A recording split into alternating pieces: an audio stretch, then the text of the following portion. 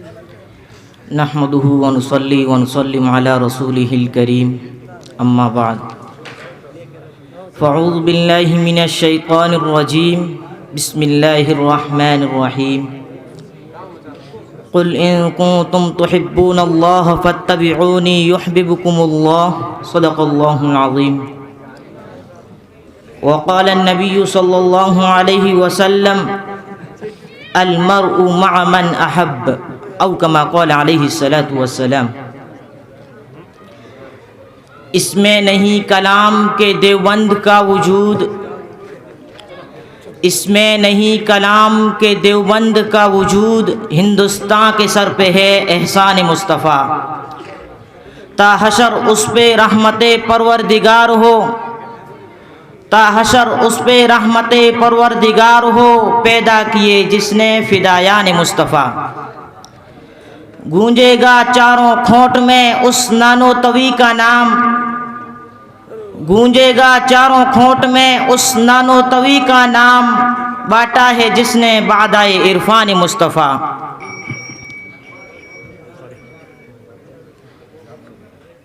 محترم حضرات، معزز اور مکرم علماء کرام اور صدر جلسہ، آج میں آپ حضرات کے سامنے علماء دیوبند اور عشق رسول کے تذکرے کی سعادت حاصل کر رہا ہوں۔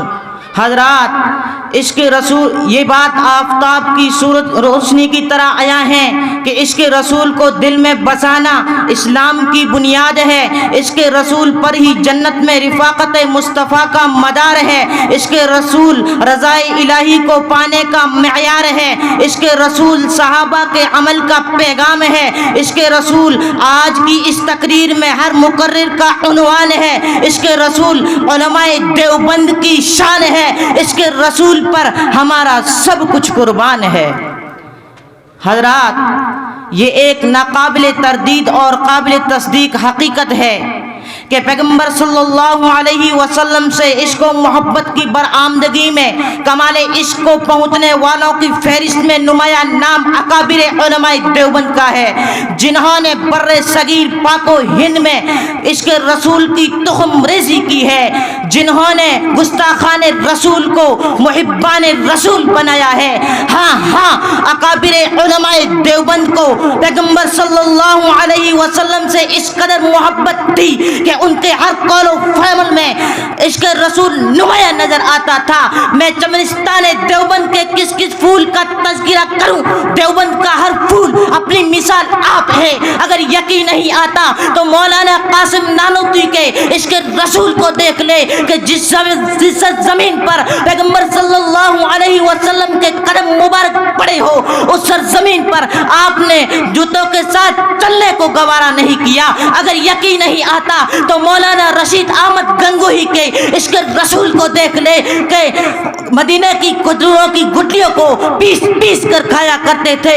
کسی نے اعتراض کیا تو فرمایا، نادانو، تم مدینہ کی گٹلیوں کی بات کرتے ہو، میرا عقیدہ ہے کہ خدا نے مدینہ کی مٹی میں شفا رکھی ہے، تو پھر یہ مجھے کہنے کا حق ہے کہ مدینہ کی مٹی بھی خاک شفا ہے، مدینہ کی مٹی بھی خاک شفا ہے۔ یہاں تک کہہ دیں گے وقار مدینہ، لگائیں گے آنکھوں میں سرما سمجھ کر، لگائیں گے آنکھوں میں سرما سمجھ کر، ملے گا ہمیں کچھ غبار مدینہ۔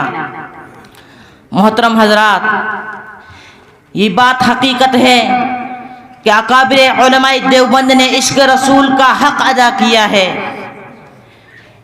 ازواج مطہرات اور اصحاب مصطفیٰ صلی اللہ علیہ وسلم کی عزت کے خاطر مقابلہ کرنے والے اکابر علماء دیوبند ہے۔